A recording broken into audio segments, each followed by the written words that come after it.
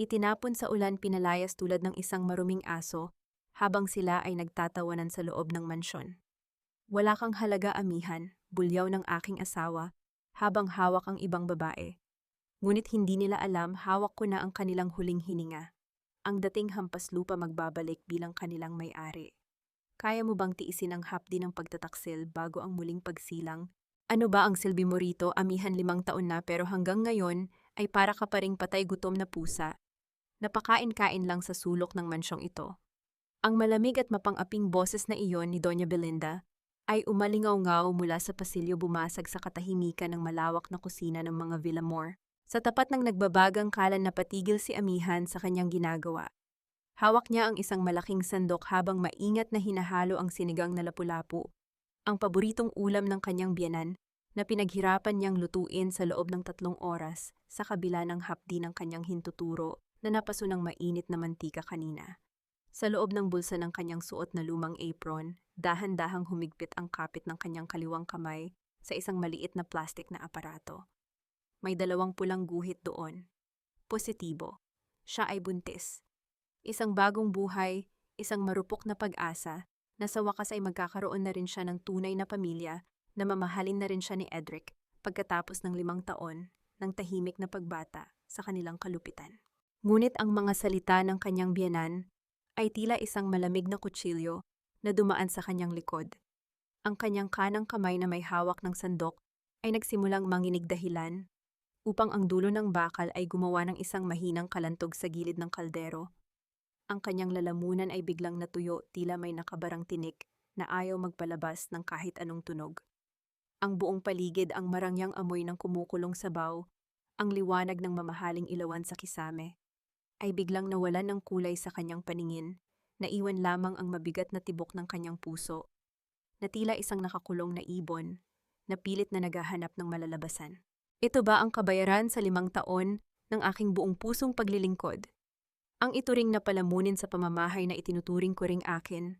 Dahan-dahang pumasok si Doña Belinda sa kusina, ang kanyang mamahaling tsinelas ay gumagawa ng marahang tunog sa makintab na sahig. Tiningnan niya si amihan mula ulo hanggang paa nang may matinding pandidiri. Ang kanyang mga mata ay naniningkit habang pinagmamasdan ang suot nitong apron na may bahid ng uling at dumi. Look at you, amihan, ang dumi-dumi mo, at ano itong niluluto mo. Amoy palengke ang buong kusina ko. Walang pasabing hinablot ni Doña Belinda. Ang mangkok ng mga hiniwang gulay sa tabi ng kalan at sadyang isinaboy ito sa sahig. Ang mga piraso ng sili at kamatis ay nagkalat sa makinis na baldosa. Ipinaghanda kita ng mga espesyal na bisita para sa salo-salo mamaya, ngunit ito lang ang kaya mong ihanda. Walang class. Kung hindi ka ba naman isang tangang ulila na walang pinag-aralan. Alam mo dapat kung paano mag-asikaso ng mga high society na bisita ng anak ko. Patawad po, mama. Ang boses ni amihan ay halos isang bulong nanginginig sa takot at sa pagsisikap na pigilin ang mga luha na nagbabadyang umagos mula sa kanyang mga mata. Gusto ko lang po sanang ipagluto kayo ng paborito ninyong pagkain dahil may mahalaga po sana akong sasabihin sa inyo. At kay Edric, tumahimik ka. Huwag mo akong matawag-tawag na mama dahil kailanman ay hindi kita tinanggap bilang manugang. Pabalas na sagot ng matandang babae, ang kanyang mukha ay binalot ng labis na galit. Magpasalamat ka nga at pinatira ka namin sa ganitong karangyang bahay. Kung hindi dahil sa awa ng anak ko na kumuha sa iyo sa ampunan, baka natuyo ka na sa daan tulad ng isang maruming aso. Ngayon linisin mo yan. Ayokong makakita ng kahit isang dumi kapag dumating ang mga kamag-anak natin. Lumuhod si amihan sa malamig na sahig. Sa pamamagitan ng kanyang mga nanginginig na daliri, isa-isang pinulot ng babae ang mga nagkalat na gulay habang marahang pinoprotektahan ang kanyang tiyan mula sa pagkakaipit. Bawat piraso ng kamatis na kanyang hinahawakan ay tila simbolo ng kanyang sariling nadurog na puso, ngunit patuloy niyang kinagat ang kanyang labi upang walang anumang hikbi ang makawala sa kanyang bibig. Ang pagtitiis ay naging pangalawang kalikasan na niya sa loob ng mansyong ito, isang mahabang gabi na palagi niyang pinaniniwala ang matatapos din kapag nakita ni Edric ang kanyang katapatan. Nang sumapit ang gabi, ang malawak na hapagkainan ng mga Villamor sa Quezon City ay napuno ng ingay at tawanan ng mga kamag-anak. Nakatayo si amihan sa isang sulok, may hawak na pitsel ng tubig, naghihintay ng anumang utos, tulad ng isang ordinaryong katulong.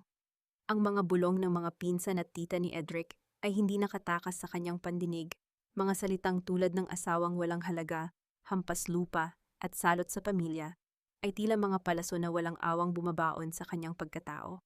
Nasaan na ba si Edric Belinda? Tanong ng isang matandang tita na may suot na makikislap na brilyante. Sabi mo ay may mahalaga siyang ianunsyo ngayon. Malapit na siya, tita, nakangiting sagot ni Doña Belinda. Ang kanyang boses ay biglang naging matamis at puno ng pagmamalaki. At sisiguraduhin ko na ang anunsyo ng aking anak ngayon, ang magdadala ng tunay na karangalan sa ating pamilya, isang bagay na hindi kayang ibigay ng ilang tao rito. Lumingon ang matandang babae kay amihan at binigyan ito ng isang mapang-uyam na tingin. Maya-maya pa ay bumukas ang malaking pinto ng dining room. Pumasok si Edric. Ang kanyang matangkad na tindig at mamahaling suit ay nagpakita ng kanyang kapangyarihan bilang CEO ng Villamor Corporation. Ngunit hindi siya nag-iisa. Sa kanyang tabi nakahawak sa kanyang braso ay si Janelle, isang magandang babae na may suot na pulang sutlang damit na hapit sa kanyang katawan, malinaw na nagpapakita ng bahagyang umbok sa kanyang tiyan. Napatitig si amihan sa kanilang dalawa. Ang pitsel na kanyang hawak ay tila naging isang napakabigat na bato at ang kanyang mga binti ay biglang nanghina na parang gawa sa basang papel. Ang kanyang mga mata ay nakapako sa kamay ni Edric na malambing na nakapatong sa likod ni Janelle, isang haplos na kailanman ay hindi niya naranasan sa loob ng 5 taon ng kanilang kasal. Magandang gabi sa inyong lahat. Masayang bati ni Edric, ang kanyang boses ay puno ng kumpiyansa. Salamat sa pagdating ninyo sa mahalagang gabi na ito. I am proud to announce that Janelle is pregnant. At siya ang nagdadala ng unang tunay na tagapagmana ng pamilya Villamor. Ang buong silid ay napuno ng palakpakan at hiyawan ng pagbati. Doña Belinda ay tumayo at agad na niyakap si Janelle nang may labis na kagalakan, isang eksenang naging sanhi ng matinding kirot sa dibdib ni amihan. Parang may isang malaking kamay na sumasakal sa kanya, pinipigilan ng kanyang hininga, habang ang kanyang sariling lihim ay nananatiling nakatago sa loob ng kanyang bulsa. Edric! Halos hindi marinig ang boses ni amihan. Habang humahakbang siya paitaas, ang kanyang mga kamay ay nakakapit sa gilid ng mesa upang hindi siya mabuwal. Paano ako? Ako ang asawa mo. Napatigil ang tawanan sa silid. Tumingin si Edric kay amihan, walang kahit anong bakas ng pagmamahal o habag sa kanyang mga mata, kundi isang malamig na inis at pagkairita. Lumapit siya kay amihan at inihagis ang isang makapal na folder sa ibabaw ng mesa. Sign this, amihan. Those are divorce papers. Ang bawat salita ni Edric ay tila isang tapat na tat sa mukha ng babae. Tapos na tayo. 5 years, amihan. 5 years, but you couldn't even give me a child. At ngayon si Janelle ang magbibigay sa akin ng pamilya na matagal ko nang inaasam. I cannot let my child grow up with an uneducated, worthless mother like you. No, Edric, please. Ang mga luha na matagal nang pinipigil ni amihan ay tuluyan ng umagos bumasa sa kanyang namumutlang mukha. Lumuhod siya sa harap ng kanyang asawa, walang pakialam sa kahihiyan, sa harap ng buong pamilya. Huwag mo namang gawin ito sa akin. Nagmakaawa ako sa iyo. May gusto akong sabihin sa iyo. Buntis din ako, Edric, buntis ako sa anak mo. Isang malaking halakhak ang kumawala sa bibig ni Doña Belinda, bumasag sa seryosong atmosfera ng silid. Buntis, isang napakawalang kwentang kasinungalingan, sigaw ng matandang babae habang lumalapit kay amihan. 5 taon kang baog at ngayon ay mag-iimbento ka ng ganyang kwento para lang manatili sa amin. Ang kapal din ng mukha mo. Totoo po, nanumpa ako. Totoo po ang sinasabi ko. Umiiyak si amihan habang pilit na inaabot ang kamay ni Doña Belinda upang magmano, umaasang ang pagpapakita ng lubos na paggalang ay magpapalambot sa puso nito. Mama, please, pakinggan ninyo ako. Ngunit bago pa man mahawakan ng mga daliri ni amihan ang kamay ng matanda, itinulak siya ni Doña Belinda nang may lakas dahilan upang siya ay mapaupo sa sahig. Hindi pa nakontento, itinapak ng matandang babae ang takong ng kanyang mamahaling sapatos sa kamay ni amihan na nakalatag sa sahig. Dinidiinan ito ng may matinding galit. Huwag mong madungisan ang aking mga kamay ng marurumi mong daliri. Lumayas ka sa aking bahay. Wala kang puwang sa pamilyang ito. Ang hapdi ng kanyang mga daliri na nadagaganan ng takong ay hindi maihahambing sa tindi ng sakit na pumipilas sa kanyang puso. Tumingin si Amihan kay Edric naghahanap ng kahit isang sulyap ng pagtatanggol, ngunit ang lalaki ay tumalikod lamang at inalalayan si Janelle na maupo sa kanyang tabi. Guards, bulyaw ni Edric sa labas ng pinto. Kaladkarin ninyo ang babaeng ito palabas ng aking mansyon at siguraduhin ninyong hindi na siya makakatapak muli rito. Dalawang malalaking gwardya ang pumasok at walang awang hinawakan si Amihan sa kanyang mga braso. Sa kabila ng kanyang mga pag-iyak at pagmamakaawa, kinaladkad siya ng mga ito palabas ng marangyang bulwagan lampas sa kumikinang na mga chandelier at sa huli ay marahas siyang itinapon sa labas ng malaking pintuang bakal ng mansyon. Eksakto sa sandaling iyon ang langit ng Quezon City ay nagpakawala ng isang matinding kidlat kasunod ang pagbuhos ng isang napakalakas na ulan ng bagyo. Bumagsak si Amihan sa basang semento ng kalsada, ang kanyang suot na lumang damit ay agad na nabasa ng malamig na tubig ulan. Ang kanyang buong katawan ay nanginginig sa tindi ng lamig at sa walang katapusang pighati ng pagtaksil. Habang nakahandusay sa dilim sa labas ng gate, marahang dinala ni Amihan ang kanyang nanginginig na kamay sa kanyang bulsa at kinuha ang basang pregnancy test strip, ang huling piraso ng kanyang pangarap na ngayon ay unti-unti nang nabubura ng ulan. Biglang napatigil ang kanyang paghinga. Isang matalas mainit at tila pumupunit na sakit ang biglang gumuhit sa kanyang puson, mas matindi sa anumang sakit na kanyang naranasan sa kanyang buong buhay. Ang kanyang katawan ay napalukot sa tindi ng kirot.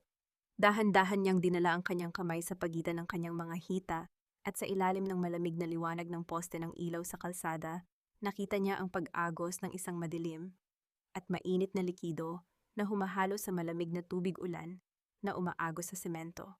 Ang kanyang anak, ang kanyang maliit na anghel, ay unti-unti nang inaagaw sa kanya ng gabi ng pagkawasak na ito. Diyos ko, huwag ang anak ko, pakiusap, huwag ang anak ko. Ang kanyang mahinang tinig ay tuluyan ng nilamon ng tunog ng malakas na ulan at kulog, habang ang kanyang paningin ay unti-unting binalot ng kadiliman na iwan siyang nag-iisa duguan at ganap na nawasak sa gitna ng unos. Ang malamig na patak ng ulan ay patuloy na humahalo sa kanyang mga luha, habang ang dumi ng kalsada ay dahan-dahang kumakapit sa kanyang namumutlang pisngi. Nararamdaman ni Amihan ang unti-unting paglayo ng kanyang kamalayan, tila ba siya ay inaanod sa isang malalim at madilim na ilog kung saan wala ng sakit at walang luhang umaagos. Ang hapdi sa kanyang puson ay dahan-dahang napalitan ng isang nakakatakot na pamamanhid. Ang kanyang kamay na mahigpit na nakahawak sa kanyang basang apron ay unti-unting lumuwag hinahayaan ng ulan na tuluyang burahin ang natitirang kulay ng dalawang pulang guhit sa kanyang bulsa. Sa kanyang isip tanging ang mukha ng kanyang hindi na isilang na anak, ang kanyang nakikita isang munting anghel na pilit niyang pinoprotektahan ngunit binuwal ng malupit na tadhana. Sa gitna ng rumaragasang bagyo, isang matandang anino ang mabilis na lumapit mula sa gilid ng kalsada. Si Nanay Saling iyon, ang matandang katulong sa katabing mansyon, na lumabas upang ayusin ang nasirang basurahan dahil sa lakas ng hangin. Sa pamamagitan ng malamlam na liwanag ng poste, napansin niya ang isang basang tumpok ng damit sa tapat ng gate ng mga Villamor. Nang mapagtanto niyang ito, ay isang tao dali-dali siyang lumapit at lumuhod sa basang semento. Diyos ko, Amihan, ijagising. Nanginginig ang mga kamay ni Nanay Saling nang makita ang dugo na humahalo sa umaagos na tubig sa paligid ng mga binti ng babae. Anong ginawa nila sa iyo, Edric? Buksan ninyo ang gate. Sumigaw ang matanda patungo sa saradong mansyon, ngunit tanging ang tunog ng kulog ang sumagot sa kanya. Nang mapansin ni Nanay Saling ang maliit na kwintas na may kabibe sa leeg ni Amihan, nanlaki ang kanyang mga mata sa gulat at matinding pagkilala. Agad niyang kinuha ang kanyang lumang cellphone mula sa kanyang bulsa. Ang mga daliri ay basang-basa habang mabilis na pumipindot ng numero. Attorney Isko, kailangan niyo pong pumunta rito ngayon din. Nakita ko na siya. Si Amihan, nasa tapat siya ng mansyon ng mga Villamor duguan. At walang malay, bilisan ninyo pakiusap. Ang malamig na ulan at ang madilim na kalsada ng Quezon City ay dahan-dahang nawala, pinalitan ng isang matalas at nakakahilong amoy ng alkohol at gamot. Nang idilat ni Amihan ang kanyang mga mata, ang puting kisame ng silid ng ospital ang unang tumambad sa kanya. Ang dahan-dahang pagtibok ng makina sa tabi ng kanyang higaan ay nagbibigay ng isang regular at malungkot na tunog sa tahimik na silid. Ang kanyang kanang kamay ay may nakatusok na swero habang ang kanyang buong katawan ay tila binuhat mula sa isang malalim na hukay sa tindi ng panghihina. Bumukas ang pinto at pumasok ang isang babaeng doktor na may hawak na chart, kasunod ang isang nurse. Ang mukha ng doktor ay binalot ng labis na pakikiramay nang makitang gising na ang pasyente. "Gising ka na pala, Mrs. Villamor," malumanay na boses ng doktor habang lumalapit sa gilid ng kanyang higaan. "Huwag ka munang gumalaw, masyadong mahina pa ang iyong katawan." Ang anak ko po." Ang boses ni Amihan ay halos walang tunog na lumabas, ngunit ang kanyang mga mata ay sumisigaw ng isang matinding takot, habang dahan-dahang dinadala ang kanyang kaliwang kamay sa kanyang patag at bakanteng tiyan. "Kamusta po ang anak ko? Ligtas po ba siya?" Huminga ng malalim ang doktor, iniwasan ang direktang sulyap sa mga mata ni Amihan, bago muling nagsalita ng may lungkot. "Patawad, Ija. Ginawa namin ang lahat ng aming makakaya, ngunit napakaraming dugo ang nawala sa iyo bago ka dinala rito. Ang matinding physical trauma at ang labis na stress na dinanas mo, naging sanhi ito ng isang complete miscarriage. Wala na ang bata." Sa sandaling iyon, tila ba huminto ang pag-ikot ng mundo para kay Amihan. Walang tunog ng pagsigaw, walang malakas na pag-iyak na lumabas sa kanyang mga labi. Ang tanging tugon ng kanyang nadurog na pagkatao ay ang tahimik at sunod-sunod na pag-agos ng mga butil ng luha mula sa kanyang mga mata, bumabasa sa kanyang buhok at sa puting una ng ospital. Ang kanyang mga kamay ay nanatiling nakayakap sa kanyang tiyan, isang walang lamang espasyo, na ngayon ay naging libingan ng kanyang huling pangarap. Ang bawat pangako ni Edric, ang bawat hirap na kanyang tiniis sa loob ng 5 taon ay tuluyan ng natunaw sa tindi ng kawalan ng katarungang ito. "Iwan muna ninyo kami, doktor. Salamat." Isang malalim at seryosong boses ng isang lalaki ang narinig mula sa gilid ng pintuan. Isang matandang gwardyado at eleganteng lalaki na may suot na gray na suit ang lumapit sa higaan ni Amihan pagkaalis ng mga medikal na tauhan. Si Attorney Isko Navarro iyon. Bagamat may edad na ang kanyang mga mata, ay nagtataglay ng isang matalas na katalinuhan at malalim na habag. Kumuha siya ng isang baso ng mainit na tubig mula sa lamesa at dahan-dahang iniabot ito kay Amihan. "Uminom ka muna, Ija. Kailangan mong magpalakas para sa iyong sarili." Tiningnan siya ni Amihan ng may pag-aalinlangan at takot. Sino po kayo? Bakit ninyo ako tinutulungan?" "Wala na akong pamilya. Iniwan na nila ako." Umupo si Attorney Isko sa tabi ng kanyang higaan.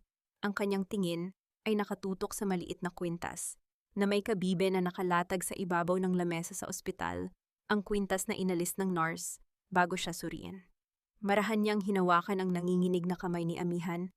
Ang kanyang hawak ay nagtataglay ng isang init na matagal nang hindi nararamdaman ng babae mula sa ibang tao.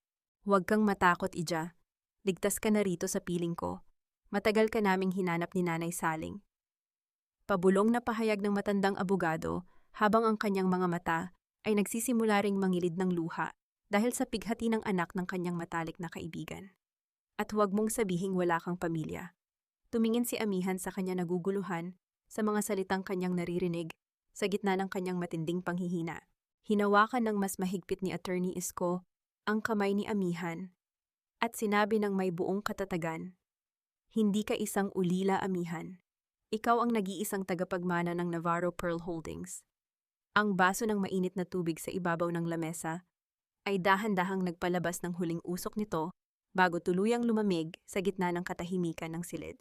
Ang marahang kaluskos ng mga lumang papel na inilabas ni Attorney Isko Navarro mula sa isang makapal na kayumangging sobre ay nagpabalik sa wisyo ni Amihan. Lumipas ang 1 linggo ng tahimik na paggaling sa isang ligtas at pribadong bahay sa labas ng lungsod malayo sa mapanghimasok na ingay ng Maynila.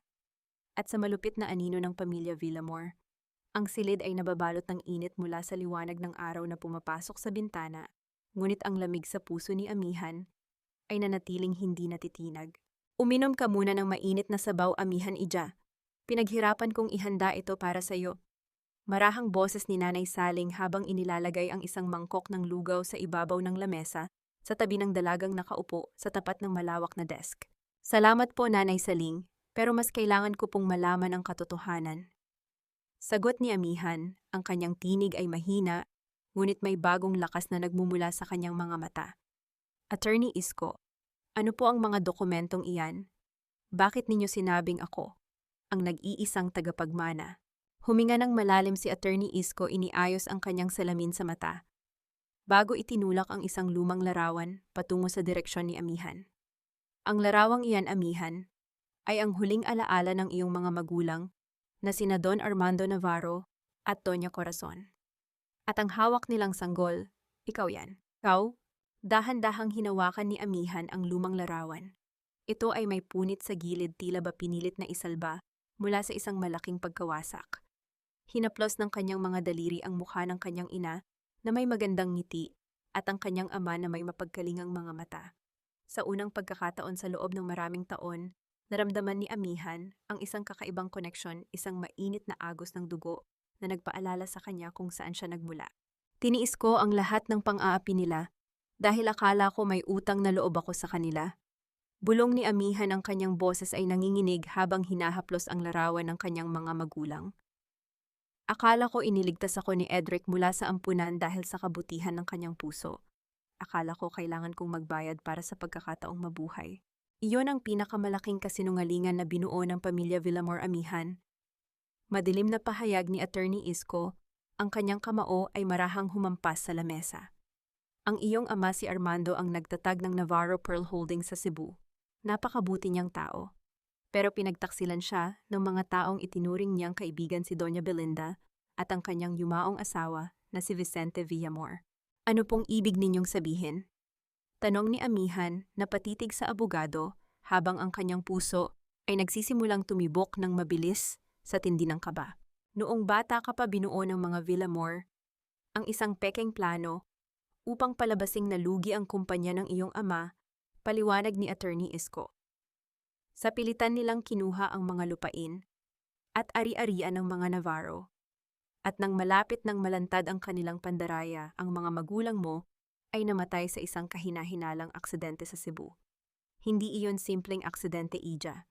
Pinlano iyon upang tuluyang patahimikin ang iyong ama. Diyos ko! Napahawak si Amihan sa kanyang dibdib. Tila ba may isang malaking bato na dumagan sa kanyang paghinga. Sila ang pumatay sa mga magulang ko. At ginawa nila akong katulong sa sarili kong buhay. Lumapit si Nanay Saling na may luha sa kanyang mga mata. Lumuhod sa tabi ni Amihan at hinawakan ang kanyang mga kamay. Patawad, Amihan. Noong gabi ng aksidente, itinago kita sa isang malayong ampunan. Pinalitan ko ang pangalan mo para maging Cortez. Dahil alam kong hindi ka titigilan ng mga Villamor kapag nalaman nilang buhay ka. Pero hindi ko akalaing makikita ka pa rin ni Edric at dadalhin ka sa mansyong iyon upang gawing kasangkapan ng kanilang kasakiman. Ginawa nila akong asawa, ngunit itinuring na hayop. Ang boses ni Amihan ay dahan-dahang lumalim, ang kanyang paghikbi ay napalitan ng isang malamig at matigas na galit. Hinayaan ko silang tapakan ng aking dangal dahil akala ko ay wala akong halaga. Pero hawak pala nila ang dugo ng aking ama at ina. May huling hiling ang iyong ama, Amihan. Patuloy ni Attorney Isko habang itinuturo ang mga dokumento sa mesa. May isang nawawalang diary si Armando. Naroroon ang lahat ng ebidensya ng krimen ng mga Villamor. Kasalukuyan itong nasa kamay pa rin ni Doña Belinda, nakatago sa kanyang pribadong silid. Ngunit may isang bagay na hindi nila alam, hindi magiging legal ang pagmamay-ari nila sa mga lupain ng Navarro Pearl Holdings sa Cebu kung wala ang huling pirma mo bilang tunay na tagapagmana. Pirma ko. Tumingin si Amihan kay Attorney Isko, ang kanyang mga mata ay nagpapakita ng isang determinasyon na hindi pa kailanman nakikita sa kanya noong siya ay nasa mansyon pa ng mga Villamor. Gusto nilang pumirma ako para tuluyan nilang makuha ang mga ari-arian ng aking mga magulang. O Amihan, at ngayon naghihingalo ang kanilang kumpanya. Desperado silang makuha ang pirma mo upang isalba ang kanilang sarili sa bangkarota. Sabi ni Attorney Isko nang may maliit na ngiti ng tagumpay. Ikaw ang may hawak ng kanilang kapalaran ngayon. Tumayo si Amihan mula sa kanyang upuan, binitawan ang baso ng mainit na sabaw na tuluyan ng lumamig sa mesa. Kinuha niya ang lumang larawan ng kanyang mga magulang at marahan itong inilagay sa kanyang dibdib, tila ba humihingi ng basbas mula sa kanila. Ang kanyang mukha ay binalot ng isang kalmado ngunit matinding awtoridad.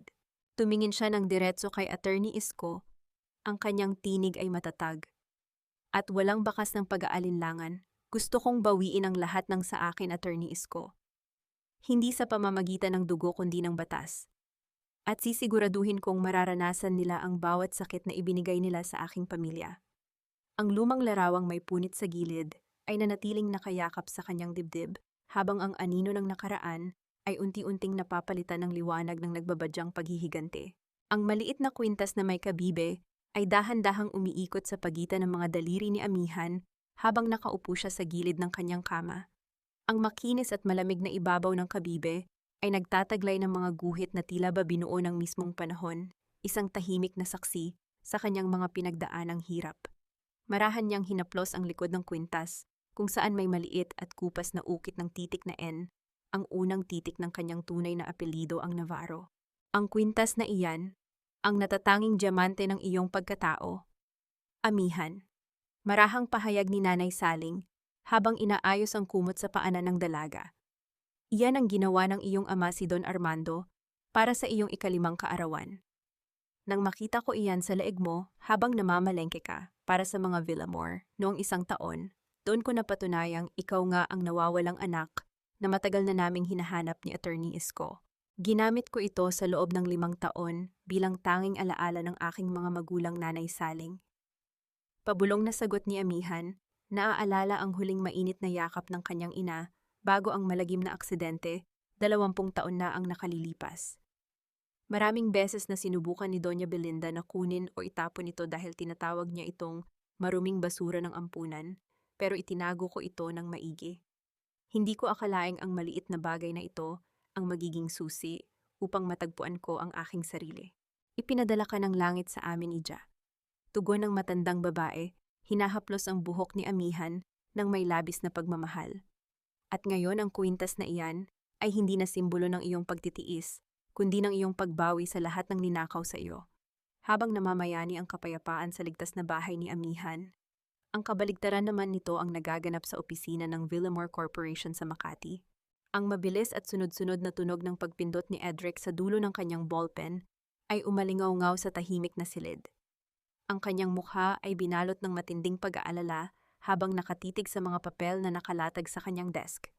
Pumasok ang kanilang punong accountant na may hawak na isa pang makapal na folder. Ang noo nito ay basang-basa ng pawis sa tindi ng kaba. Sir Edric, may malaking problema po tayo. Nanginginig ang boses ng accountant habang inilalagay ang folder sa harap ng kanyang boss. Ang bangko ay tumangging maglabas ng huling bahagi ng pautang para sa ating bagong proyekto sa Cebu. What, bakit to? Galit na sigaw ni Edric, itinapon ang ballpen sa mesa na gumawa ng isang malakas na kalantog sa salaming ibabaw nito. Nakahanda na ang lahat ng collateral natin. Ang lupain sa Cebu ay matagal nang nasa ilalim ng pangalan ng ating kumpanya. Iyon nga po ang problema, sir, paliwanag ng accountant. May kulang po na dokumento sa paglilipat ng ari-arian 20 taon na ang nakalilipas. Ang bangko ay nagsagawa ng malalim na pagsusuri at na lamang ang orihinal na titulo ay nakarehistro pa rin sa ilalim ng Navarro Pearl Holdings. Upang maging legal ang paggamit natin dito bilang kolateral, kailangan natin ng pirmadong waiver mula sa asawa ninyo ni Amihan dahil siya ang lumalabas na huling rehistradong tagapagmana ng pamilya Cortez na may hawak ng karapatan sa lupang iyon. Hindi mapakali si Edric. Agad siyang tumayo at naglakad patungo sa silid ng kanyang ina sa mansyon upang iulat ang balita. Nasaan ba ang babaeng iyan? 1 linggo na siyang wala. Pinalayas mo siya nang hindi kinukuha ang pirma niya, Edric. Napakatanga mo, galit na bulyaw ni Doña Belinda, habang hinahagis ang kanyang mamahaling tasa ng tsaa sa direksyon ng kanyang anak. Ma'am, paano ko malalaman na kailangan pa natin ang pirma ng katulong na iyon? Depensa ni Edric, ang kanyang boses ay puno ng frustration. Sabi mo sa akin nakuha niyo na ang lahat ng ari-arian ng mga Navarro noong mamatay ang mga magulang niya. Inayos ko na ang lahat 20 taon na ang nakalilipas ng singhal ng matandang babae, ang kanyang mukha ay namumula sa tindi ng takot at galit. Pero ang bagong pamunuan ng bangko ngayon ay masyadong mahigpit. Kung hindi natin makukuha ang pirma ni Amihan, mapipilitan ng bangko na bawiin ang ating mga pautang. Babagsak ang kumpanya natin, Edric, hanapin mo siya. Tawagan mo ang lahat ng ampunan. o ang mga dati niyang kakilala. Kailangan niyang pumirma. Habang nagtatalo ang mag-ina sa loob ng mansyon, lumabas si Janelle sa likod ng gusali ng opisina. Maingat siyang tumingin sa kanyang paligid bago mabilis na lumapit sa isang lalaking nakasuot ng itim na jacket na naghihintay sa gilid ng madilim na pasilyo. Siguraduhin mong hindi malalaman ni Edric ang tungkol sa totoong lagay ng sanggol na ito. Pabulong na utos ni Janelle habang lihim na nag-aabot ng isang kayumangging sobre na puno ng pera sa lalaki. Kailangan ko ng pera mula sa pamilyang ito bago sila tuluyang bumagsak. Manatili kang tahimik. Huwag kang mag-alala, Janelle, nakangising sagot ng lalaki habang mabilis na ibinubulsa ang pera. Basta't regular ang bayad mo sa akin, mananatiling lihim ang lahat ng kasinungalingan mo. Mabilis na bumalik si Janelle sa loob ng opisina habang si Edric naman ay muling naupo sa kanyang desk. Muling pinindot ang kanyang ballpen ng paulit-ulit dahil sa matinding kaba. Sa sandaling iyon, pumasok ang kanyang kalihim na may dalang isang selyadong legal na sobre mula sa isang courier. Sir Edric, may sulat po para sa inyo mula sa Navarro Law Office, pahayag ng kalihim bago mabilis na lumabas. Binuksan ni Edric ang sobre at binasa ang sulat na pirmado ni Attorney Isko Navarro. Ang nilalaman nito ay isang formal na babala na nagpapawalang bisa sa lahat ng nakaraang paggamit ng ari-arian ng pamilya Navarro ng kumpanya ng mga Villamor sa ngalan ng kanilang kliyente na si Amihan Navarro. Kasabay ng pagbagsak ng kanyang hawak na papel ang kanyang cellphone sa ibabaw ng mesa ay nagsimulang gumawa ng isang malakas at nakakakabang tunog ng pag-vibrate. Agad niyang sinagot ang tawag, nanginginig ang kanyang kamay. Mr. Villamor, boses ng bank manager mula sa kabilang linya. Binibigyan ko kayo ng 3 araw. Kung hindi ninyo maisusumite ang pirmadong waiver ni Amihan Cortez, mapipilitan kaming bawiin ang inyong pautang at kumpiskahin ang inyong mga ari-arian sa mansyon. Binitawan ni Edric ang kanyang ballpen habang ang tunog ng pagbagsak nito sa mesa ay tila hudyat ng pagbabadya ng isang malaking pagguho ng kanyang buong mundo. Ang banayad na simoy ng dagat ng Cebu ay tila isang mainit na yakap na sumalubong kay Amihan pagkalabas niya ng paliparan. Malayo sa nakakasakal na usok ng Maynila, ang hangin dito ay may amoy ng asin at kalayaan, isang bagay na matagal nang ipinagkait sa kanya. Bago sila dumiretso sa mansyon, hiniling ni Amihan kay Attorney Isko na huminto muna sa tabi ng dalampasigan. Dahan-dahan niyang inalis ang kanyang suot na sandalyas. Ang marahang paglubog ng kanyang mga paa sa pino at mainit na buhangin ay nagdulot ng isang kakaibang ginhawa sa kanyang buong katawan. Humakbang siya patungo sa basang bahagi ng dalampasigan, hinahayaan ang bawat malamig na alon na humampas sa kanyang mga paa, tila ba dahan-dahang hinuhugasan ng dagat ang bawat bakas ng dumi ng kalsada ng Quezon City, ang hapdi ng pagtaksil ni Edric, at ang lamig ng gabing nawala ang kanyang anak. Sariwa ang hangin dito, Ija. Malayo sa nakakasakal na gulo ng Maynila. Marahang pahayag ni Attorney Isko habang nakatayo sa kanyang likod, nakapamulsa habang pinagmamasdan ng dalaga. Hayaan mong ang sarili mong bayan ang magpagaling sa iyong mga sugat. Parang naririnig ko ang boses ni Papa sa bawat alon, Attorney Isko. Pabulong na sagot ni Amihan, ang kanyang mga mata ay nakatitig sa malawak at asul na abot-tanaw. Noong bata ako, dinala ako ni Papa rito at sinabing ang dagat ang pinakamalaking tagapakinig ng ating mga pangarap. Ngayon ibinubulong ko sa dagat ang aking pagsisimula. Hindi na ako papayag na tapakan muli. Iyan ang anak ni Armando Navarro, nakangiting tugon ng abogado. Halika na, naghihintay na ang iyong tahanan. Ang pagpasok ni Amihan sa mansyon ng mga Navarro ay binalot ng isang tahimik na karangalan. Ang malaking gate ay binuksan ng isang matandang katiwala na agad na lumuha nang makita ang dalaga. Ang mansyon, bagamat matagal nang nakasara ang mga pangunahing silid, ay nanatiling pristine at walang alikabok dahil sa katapatan ng ilang lumang tauhan na lihim na binabayaran ni Attorney Isko upang mapanatili ang kaayusan nito. Bawat linggo ay nililinis namin ang bawat sulok, Ija, naghihintay sa araw ng iyong pagbabalik, sabi ni Nanay Saling habang binubuksan ang mga puting telang nakatakip sa mga mamahaling kasangkapan sa sala. Ngayong narito ka na, muling mabubuhay ang tahanang ito. Kay ganda po rito, bulong ni Amihan habang pinagmamasdan ang mga lumang painting ng kanyang pamilya sa pader. Napakalayo sa lamig at pagka-artipisyal ng mansyon ng mga Villamor. Dito ko naramdaman ang tunay na tahanan. Kinabukasan, ang katahimikan ng mansyon ay napalitan ng formal na kapaligiran sa boardroom ng Navarro Pearl Holdings sa Cebu City. Ang silid ay may malaking bintana na nakaharap sa daungan ng Cebu. Nakaupo si amihan sa dulo ng mahabang mesa katabi si Attorney Isko, habang ang mga matatandang direktor ng kumpanya ay isa-isang pumasok at umupo ng may kasamang bulong-bulungan. Magandang umaga sa inyong lahat. Formal na panimula ni Attorney Isko tumayo upang makuha ang atensyon ng lahat.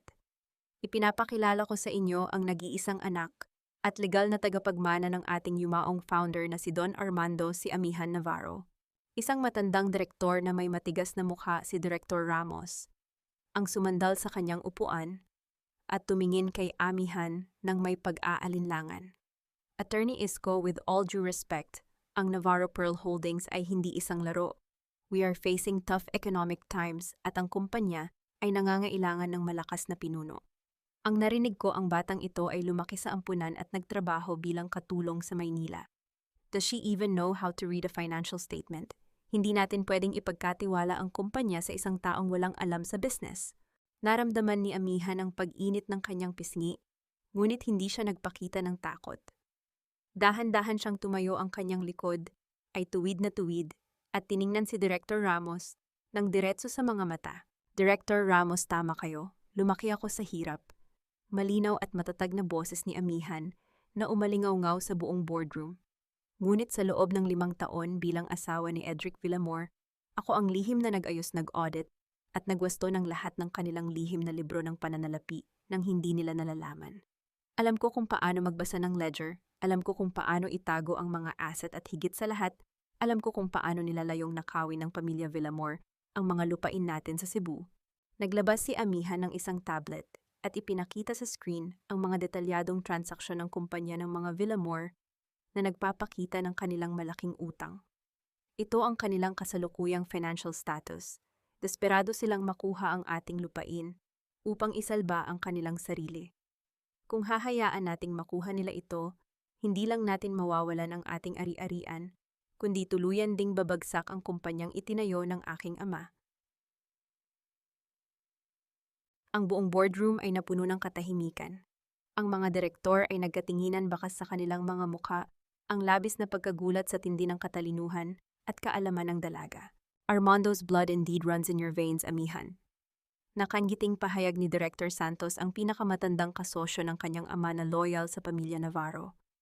Tumayo siya at naglakad patungo sa kanyang briefcase, kung saan kinuha niya ang isang makapal na kayumangging sobre na may pulang wax seal ng pamilya Navarro.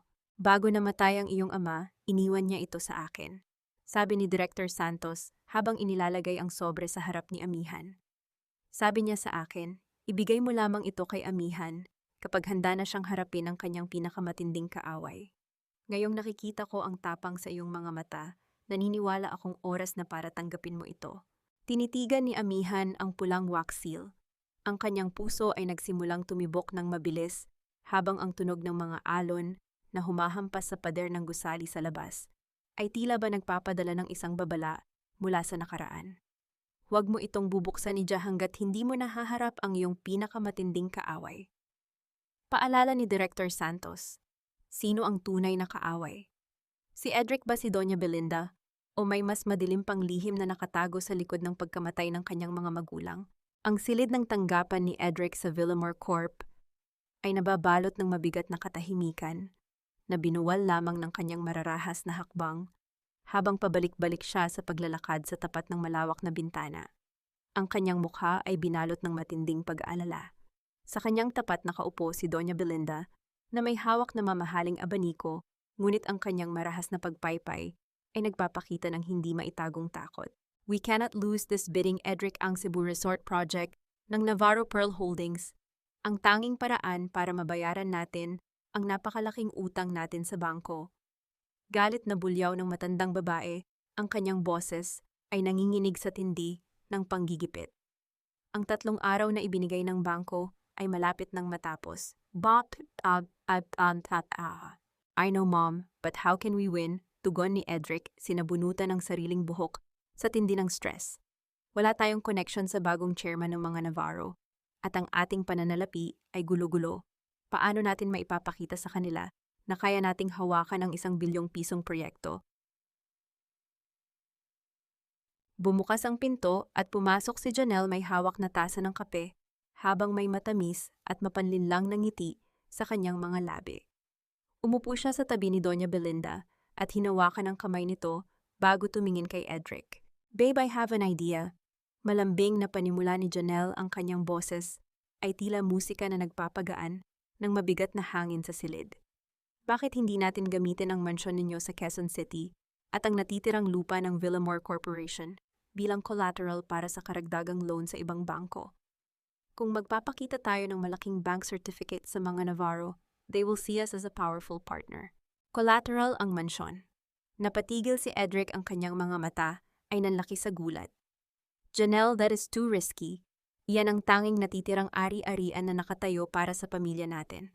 Kung magkaproblema ang proyekto sa Cebu, we will lose everything." "No, Edric. Janelle is right.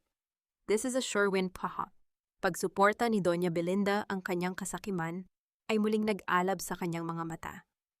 "Kapag nakuha natin ang kontrata sa Navarro Pearl Holdings, mababayaran natin ang bagong loan na iyan sa loob lamang ng 1 buwan. Kailangan nating gawin ito. Huwag kang maging hinhin kung kailan malapit na tayong mamatay sa gutom." Habang ang mag-ina ay nagpapasya sa kanilang sariling kapahamakan. Sa Maynila, si Amihan naman ay nakatayo sa balkonahe ng mansyon ng mga Navarro sa Cebu, pinapanood ang dahan-dahang paglubog ng araw sa dagat. Lumapit si Attorney Isko na may dalang ulat ng pananalapi. Ipinadala na ng mga Villamor ang kanilang financial bid. "Amihan," balita ng abogado ang kanyang boses, ay may malamig na kapanatagan. Ginamit nila ang kanilang mansyon sa Quezon City at lahat ng natitirang lupain ng kanilang kumpanya bilang collateral para makakuha ng pautang. Ginawa nila ang eksaktong bagay na inaasahan natin. "Hayaan mo silang maglaro sa apoy, Attorney Isko." Sagot ni Amihan, ang kanyang mga mata ay nanatiling nakatitig sa huling liwanag ng araw. "Aprubahan mo ang kanilang aplikasyon upang makapasok sila sa huling yugto ng bidding. Nais kong maramdaman nila ang tamis ng tagumpay at ang akala nilang swerte bago ko tuluyang hilahin ang kanilang mitya." "Makakarating ija," nakangiting sagot ni Attorney Isko. "Hayaan natin silang maniwala na sila ang nagwawagi." Makalipas ang 2 araw, nakatanggap ng opisyal na email ang pamilya Villamor na nagsasabing pasok sila sa huling yugto ng bidding para sa Cebu Resort Project. Ang balitang ito ay nagdulot ng labis na kagalakan sa mansyon sa Quezon City. Sa hapagkainan, naghanda si Doña Belinda ng isang marangyang hapunan. Kinuha niya ang isang mamahaling bote ng pulang alak at dahan-dahang ibinuhos ito sa baso ni Janelle habang ang kanyang mukha ay binalot ng labis na pagmamalaki. "See, sabi ko sa inyo, we will win." Ituloy natin ang pagdiriwang na ito, masayang pahayag ni Doña Belinda. Itinaas ang kanyang baso. "Salamat sa Diyos at pinalayas natin ang malas na si Amihan. Ngayong wala na ang hampas lupang iyon, dumating na sa wakas ang ating swerte." "Cheers, Janelle." "Cheers, Mom, I knew Edric could do it." Nakangiting sagot ni Janelle, iniuntog ang kanyang baso sa baso ng matandang babae na lumikha ng isang malinaw at matinis na tunog sa buong silid. Ngumiti si Edric, ngunit nang tumingin siya sa bakanting upuan, sa dulo ng mesa ang upuan, kung saan palaging nakaupo si Amihan, nang tahimik upang maghintay ng kanilang mga utos. Isang kakaiba at malamig na pakiramdam ang biglang humampas sa kanyang dibdib. Bakit may bahagyang pagsisisi siyang nararamdaman sa kabila ng kanilang tagumpay? Habang sila ay nagdiriwang, dahan-dahang tumayo si Janelle at lumabas patungo sa balkonahe. Maingat siyang tumingin sa likod bago mabilis na tinawagan ang kanyang lihim na kasama sa kanyang cellphone. "Nakuha na namin ang kontrata." Pabulong na pahayag ni Janelle, ang kanyang mga mata ay naningkit sa tindi ng pansariling interes. "Maghanda ka na. Kapag nakuha ko na ang aking bahagi sa pautang ni Edric, aalis na tayo at iiwan ang pamilyang ito sa kanilang sariling pagbagsak." Sa loob ng kanyang silid-aralan, ng gabing iyon, hinarap ni Edric ang opisyal na dokumento ng bangko. Huminga siya ng malalim, pinigilan ang huling pag-aalinlangan sa kanyang puso at dahan-dahang inilapat ang kanyang panulat upang lagdaan ang kasulatan ng utang na nagpapahintulot sa bangko na kumpiskahin ang mansyon at lahat ng ari-arian ng pamilya Villamor kung mabigo ang kanilang kasunduan sa Navarro Pearl Holdings. Ang tunog ng paglapat ng pluma sa papel ay tila huling hakbang ng kanilang pamilya patungo sa isang malalim na bangin kung saan wala nang balikang magaganap. Ang marahang musika ng piano sa loob ng isang pribado at tahimik na kafe sa Makati ay nagdulot ng isang huwad na pakiramdam ng kapayapaan. Sa sulok ng silid nakaupo si Attorney Isko Navarro, seryosong nakatitig sa kanyang tasa ng kape habang hinihintay ang pagdating ng kanyang panauhin. Hindi nagtagal bumukas ang pinto ng kafe at pumasok si Edric. Ang kanyang mga hakbang ay puno ng kayabangan dala ang kaisipang nakapasa sila sa pre-qualification ng proyekto sa Cebu. Umupo siya sa tapat ng abogado nang hindi man lang ito binabati ang kanyang mga mata ay nagtataglay ng mapang-uyam na tingin. Attorney Isko Wright ang abogadong nagpadala sa akin ng nakakatawang sulat. Panimula ni Edric sumandal sa kanyang upuan at nag-cross ng kanyang mga binti. Pumunta lang ako rito dahil sinabi mong may kinalaman ito sa proyekto sa Cebu ng Navarro Pearl Holdings. Spill it out. Anong kailangan mo? Maupo ka, Edric. Salamat at pinaunlakan mo ang aking paanyaya. Malumanay na sagot ng abogado, iniayos ang kanyang salamin sa mata. Nais kitang bigyan ng huling pagkakataon upang isalba ang iyong pamilya at ang inyong kumpanya. Alam ko ang katayuan ng pananalapi ninyo. Alam kong isinangla ninyo ang inyong mansyon sa Quezon City upang makakuha ng karagdagang pautang para sa bidding. Teka, paano mo nalaman yan? Napatayo si Edric, ang kanyang mukha ay nabalot ng gulat at inis. Sino ka ba talaga para makialam sa buhay namin? Ako ang tagapagtanggol ng hustisya, Edric. Sagot ni Attorney Isko na nanatiling kalmado. Nais kong mag-alok sa iyo ng isang pribadong pautang na may napakababang interes sapat upang maisalba ang inyong kumpanya at matubos ang inyong mansyon mula sa bangko. Natawa ng malakas si Edric, isang tawa na puno ng pangmaliit at kayabangan na umalingaw-ngaw sa tahimik na kafe. Tulong mula sa isang abogadong tulad mo, anong tingin mo sa amin, desperado? We are about to sign a multi-million project sa chairman ng Navarro Pearl Holdings mismo. Bakit ko tatanggapin ang limos mo? At ano namang kapalit niyan? Isang pag-amin, seryosong pahayag ng abogado na katitig ng diretso sa mga mata ng lalaki. Isang formal na pag-amin mula sa iyong ina na si Doña Belinda tungkol sa mga maling dokumento at transaksyon sa Navarro Pearl Holdings, 20 taon na ang nakalilipas, at ang pagbabalik ng talaarawan ni Armando Navarro na nakatago sa inyong mansion. Are you out of your mind, old man? Galit na sigaw ni Edric, itinulak ang kanyang upuan pabalik. Bakit naman namin aaminin ang mga katang-isip na kasalanan ng nakaraan? At anong diary? Ang tatay ko si Vicente Villamor ang nagtayo ng aming kumpanya, hindi ang mga Navarro. Hindi namin kailangan ang tulong mo. Magkita na lang tayo sa Cebu sa araw ng pirmahan. Tumayo si Edric, nag-iwan ng ilang papel na pera sa ibabaw ng mesa para sa kanyang kape at mabilis na lumabas ng kafe nang may matinding galit. Pagkapasok niya sa loob ng kanyang sasakyan, hindi pa rin humuhupa ang galit sa kanyang dibdib. Sa tindi ng kanyang ines, kinuha niya ang kanyang cellphone at idinial ang lumang numero ni Amihan, ang numerong alam niyang hindi na ginagamit, ngunit umaasang maririnig pa rin nito ang kanyang boses sa pamamagitan ng voicemail. Ang telepono sa Cebu ay dahan-dahang gumawa ng isang mahinang tunog ng pag-vibrate sa ibabaw ng desk ni Amihan. Kasalukuyan siyang nakaupo sa kanyang silid-aralan habang nakatitig sa bintana nang mapansin ang kumikinang na screen. Kinuha niya ang telepono at pinindot ang pag-play ng bagong dating na voicemail. Ang boses ni Edric na may kasamang tindi ng galit at pagmaliit ay umalingaw-ngaw sa tahimik na silid. Amihan, kung nakikinig ka man sa mensaheng ito, gusto kong malaman mo na kahit anong tago mo, hindi mo ako mapapabagsak. Marahas na pahayag ng lalaki sa voicemail. Ginamit mo pa ang matandang abogado na si Isko para gipitin ako, pero nagkakamali ka. Bukas ay mapasasamin na ang proyekto sa Cebu. Mananatili kang isang walang kwentang hampas lupa, habang ako ay aabot sa rurok ng tagumpay. You are nothing to me, Amihan. Just a useless maid who will die in some gutter. Nakinig si Amihan sa bawat salitang lumabas sa telepono. Sa pagkakataong ito, walang kahit isang butil ng luha ang umagos sa kanyang mga pisngi. Ang kanyang puso ay nanatiling malamig tulad ng yelo at ang kanyang mukha ay binalot ng isang tahimik at matatag na kapayapaan. Dahan-dahan niyang inilapit ang kanyang daliri sa screen ng telepono at pinindot ang pulang boton upang tuluyang burahin ang mensaheng iyon. Paalam, Edric. Ito ang huling beses na dadaan ang boses mo sa buhay ko. Pabulong na pahayag ni Amihan. Tinatapos ang huling hibla ng emosyonal na koneksyon sa kanyang dating asawa. Bumukas ang pinto ng kanyang silid at pumasok si Attorney Isko, bakas sa kanyang mukha ang pagod ngunit may matatag na determinasyon. Hindi tinanggap ni Edric ang alok Ija. Pinili niya ang kanyang kasakiman, ulat ng abogado, habang umuupo sa katapat na upuan. Inasahan ko na iyan, Attorney Isko. Malamig na sagot ni Amihan. May isang bagay po akong naaalala noong nakatira pa ako sa mansyon ng mga Villamor. Bago pumanaw si Papa Vicente, narinig ko silang nagtatalo ni Mama Belinda.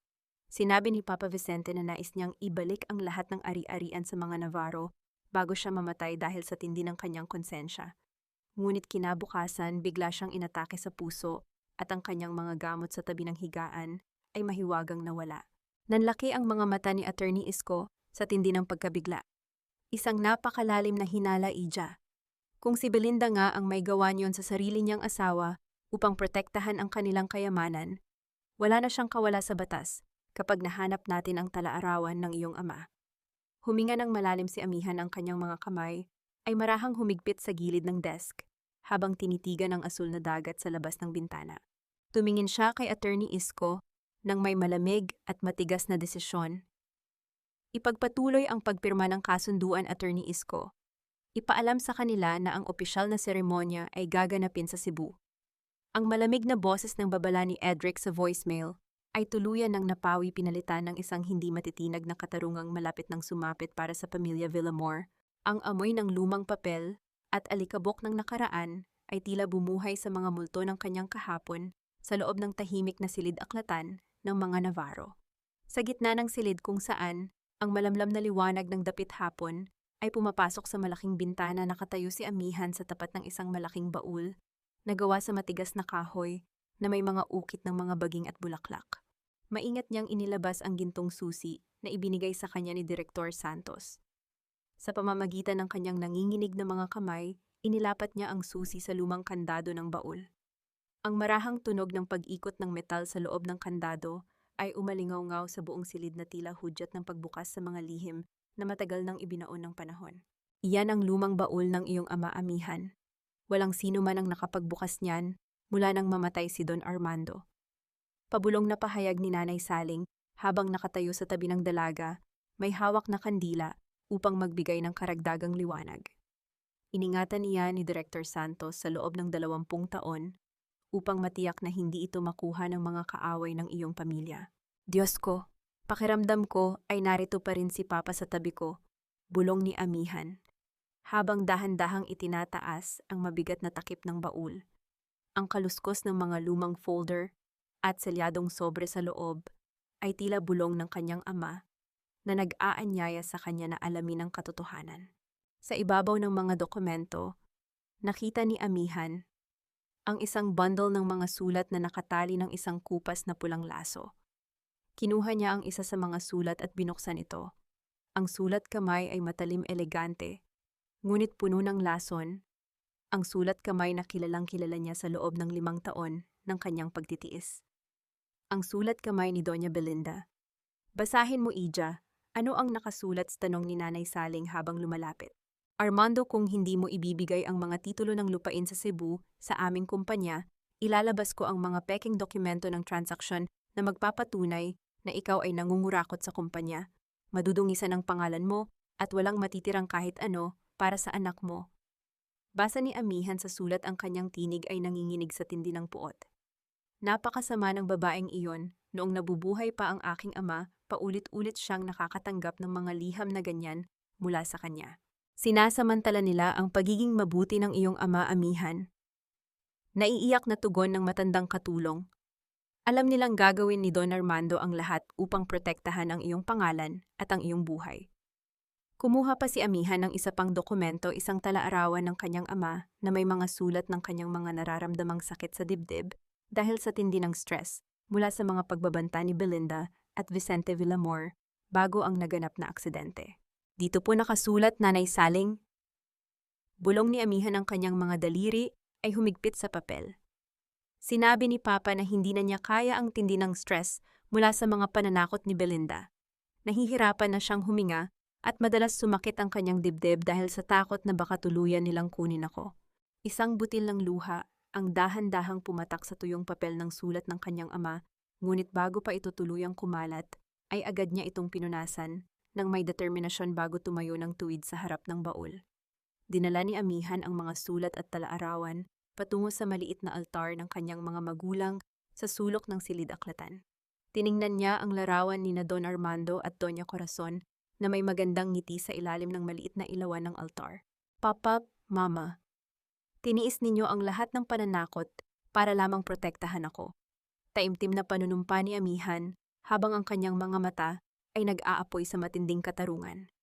At noong mawala kayo, dinala ako sa kuta ng aking mga kaaway upang maging katulong sa sarili kong buhay. Ngunit nangangako ako sa harap ninyo ngayon. Ibabalik ko ang karangalan ng pangalang Navarro. Sisiguraduhin kong magbabayad ang bawat isa sa kanila sa harap ng batas. Bumukas ang pinto ng silid-aklatan at pumasok si Attorney Isko, may hawak na isang manipis na ulat ng pulisya mula sa kanyang bagong investigasyon. Amihan, may bago akong natuklasan tungkol sa aksidente ng iyong mga magulang, 20 taon na ang nakalilipas, balita ng abogado habang lumalapit sa altar. Ang ulat ng pulisya ay mabilis na isinara bilang isang simpleng pagkawala ng kontrol sa sasakyan sa Cebu.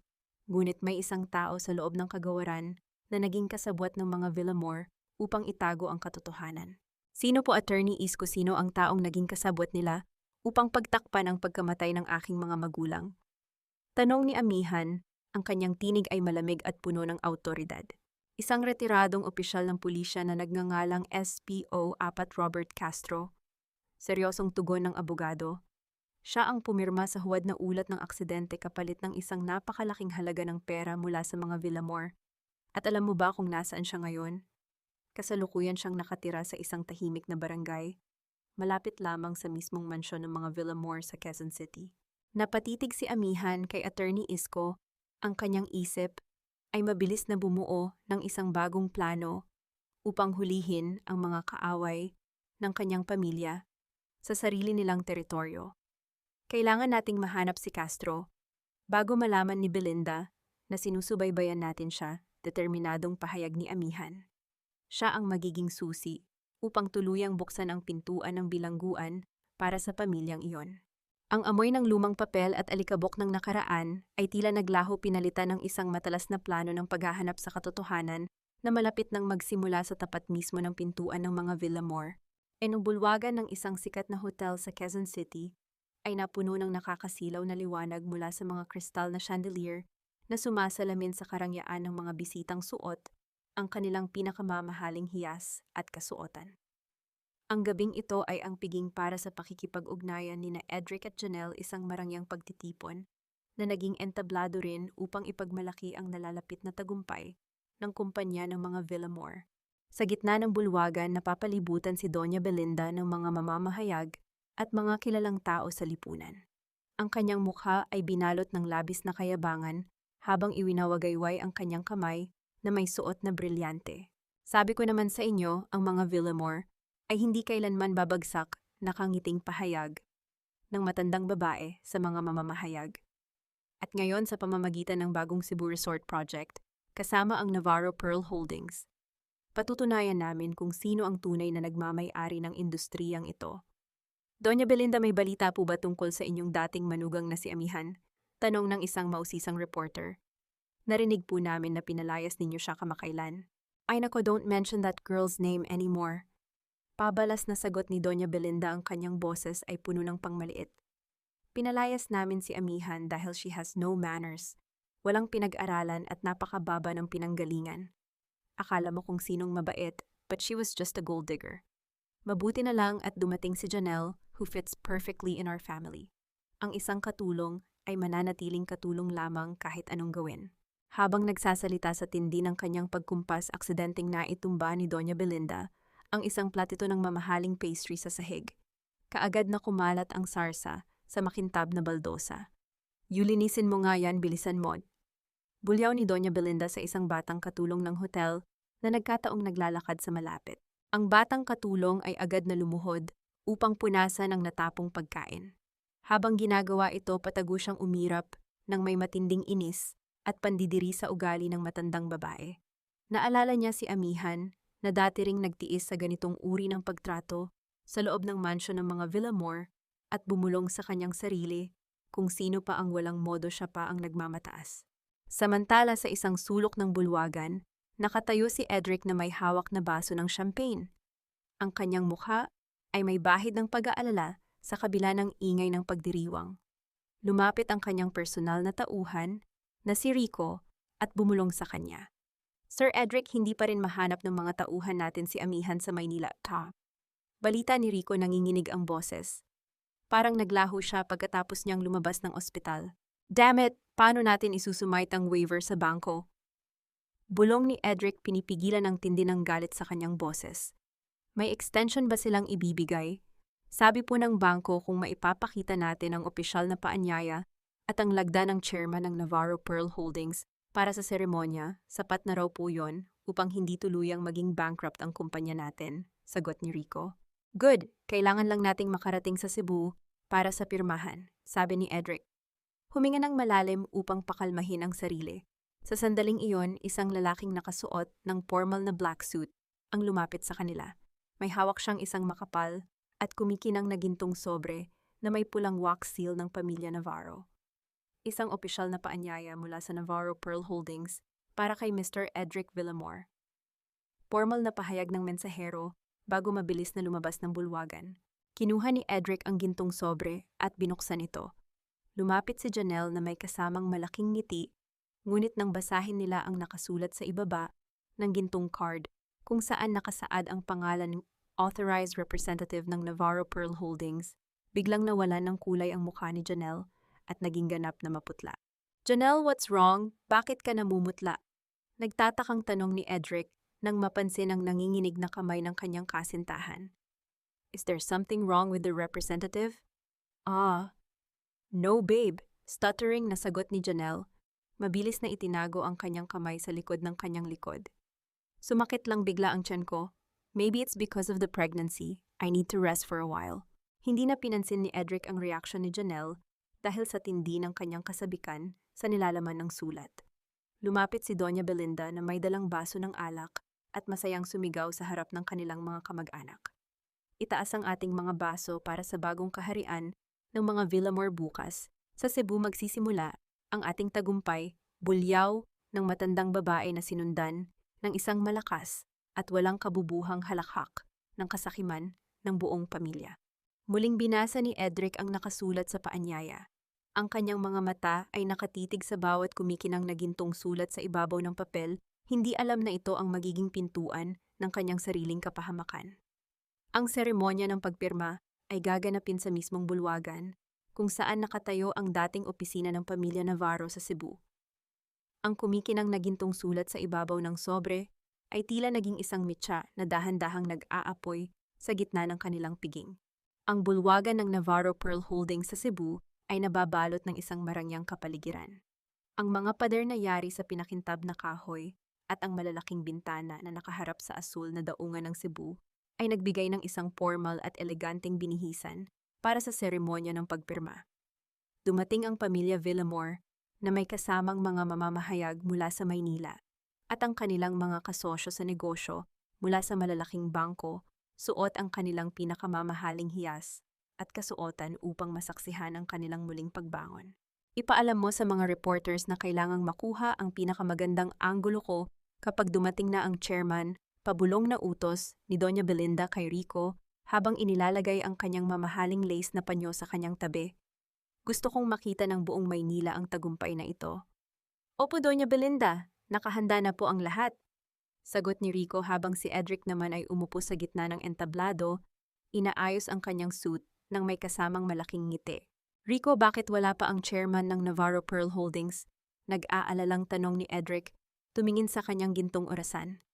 Ang sabi sa sulat, magsisimula ang seremonya ng 10:00. 5 minuto na tayong naghihintay. Sandali lang po, Sir Edric. Sabi po ng sekretarya ay palabas na ang chairman, tugon ng tauhan, habang si Janelle naman sa tabi ni Edric ay patuloy na nagpapahid ng pawis sa kanyang noo, hindi mapakali sa kanyang upuan habang umiiwas sa sulyap ng mga cameramen. Umayos ka nga ng upo, Janelle, bad. Bulong ni Doña Belinda, ang kanyang boses ay puno ng irita. Nandito ang mga kasosyo natin mula sa bangko. Kailangan nating ipakita ang pagiging formal. Sa sandaling iyon, ang malaking double door na mahogany ng bulwagan ay dahan-dahang bumukas. Isang matinding katahimikan ang biglang bumalot sa buong silid na binuwal lamang ng marahang tunog ng mga hakbang ng isang tao na papasok. Isang babae ang pumasok sa bulwagan, suot ang isang eleganteng puting pantsuit na nagpakita ng kanyang matangkad at magandang tindig. Ang kanyang buhok ay maayos na nakapusod sa isang marangal na bun, at sa kanyang leeg ay nakasabit ang maliit na kwintas na may kabibe. Buhat niya ang isang kalmado matatag at hindi matitinag na awtoridad na hindi pa kailanman nakikita ng sinumang naroroon sa bulwagan. Si Amihan Navarro. Kasunod niya si Attorney Isko Navarro na may dalang isang makapal na itim na leather portfolio ng mga legal na dokumento. Napatayo si Edric mula sa kanyang upuan. Ang kanyang baso ng champagne ay dahan-dahang lumulasot sa kanyang nanginginig na mga daliri bago tuluyang bumagsak sa sahig.